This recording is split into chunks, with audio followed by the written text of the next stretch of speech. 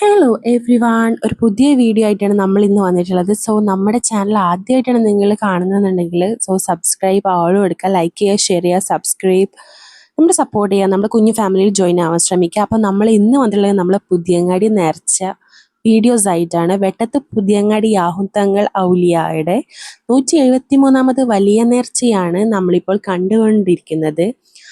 അതിരാവിലെ തന്നെ കഞ്ഞിക്കാരിൽ തുടങ്ങി ചാപ്പക്കാരിൽ അവസാനിക്കുന്ന നേർച്ചയാണ് നമ്മുടെ പുതിയങ്ങാടി നേർച്ച.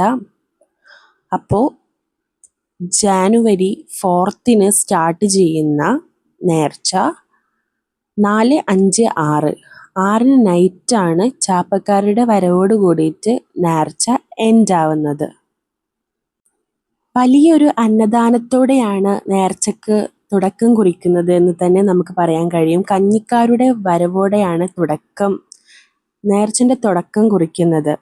അത് ഒരു നാടിൻ്റെ മതസൗഹാർദ്ദം തന്നെ വിളിച്ചോതുന്ന നേർച്ച എന്നും നമുക്ക് നമ്മുടെ പുതിയങ്ങാടി നേർച്ചയെ വിളിക്കാൻ സാധിക്കും.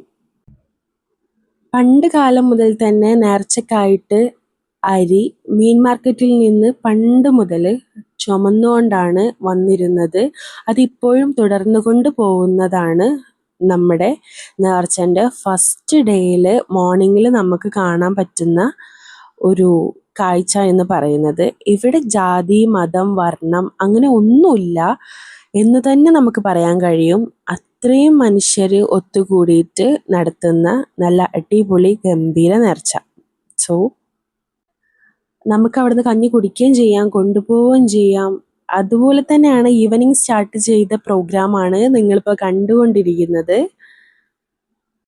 തിരൂര് പോലീസ് സ്റ്റേഷനിൽ നിന്നും സ്റ്റാർട്ടാവുന്ന ഈ കാഴ്ച നാനാജാതി മതസ്ഥരും ഒരുപോലെ ഇരു കൈയും നീട്ടി സ്വീകരിച്ച് അലങ്കരിക്കുന്ന നേർച്ച. സോ അത് മാത്രമല്ല, എല്ലാം അങ്ങനെ തന്നെയാണ് നമ്മുടെ നാടെന്ന് പറയുന്നത്. എല്ലാ ഭക്തജനങ്ങളും ഒരുപോലെ തന്നെ വന്ന് കഴിക്കുന്ന നമ്മുടെ കഞ്ഞി അത് നിയത്ത് ചെയ്ത് കൊടുക്കുന്നതാണ്. പലരും നേർച്ച നേർന്നിട്ടൊക്കെ പല അസുഖത്തിനും പല കാര്യങ്ങൾക്കും. ഇവിടെ നമുക്ക് കാണാൻ കഴിയുന്നത് സ്നേഹത്തിൻ്റെയും സാഹോദര്യത്തിൻ്റെയും ഒത്തൊരുമയും കലർന്ന വർഷത്തിൻ്റെ മാസത്തിൻ്റെ തുടക്കത്തിൽ തന്നെ നമ്മുടെ ജാനുവരി 4, 5, 6 തീയതികളിലാണ് നമ്മുടെ ഈ അടിപൊളിയായിട്ടുള്ള നേർച്ച ഇവിടെ നടക്കുന്നത്. വിശ്വാസങ്ങളും അഭിപ്രായങ്ങളും എല്ലാം പലതാവാം. ഓക്കെ, ഇവയെല്ലാം ഒന്നിപ്പിക്കുന്ന ഘടകം എന്ന് തന്നെ നമുക്ക് പുതിയങ്ങാടി നേർച്ചയെ പറയാനായിട്ട് കഴിയും.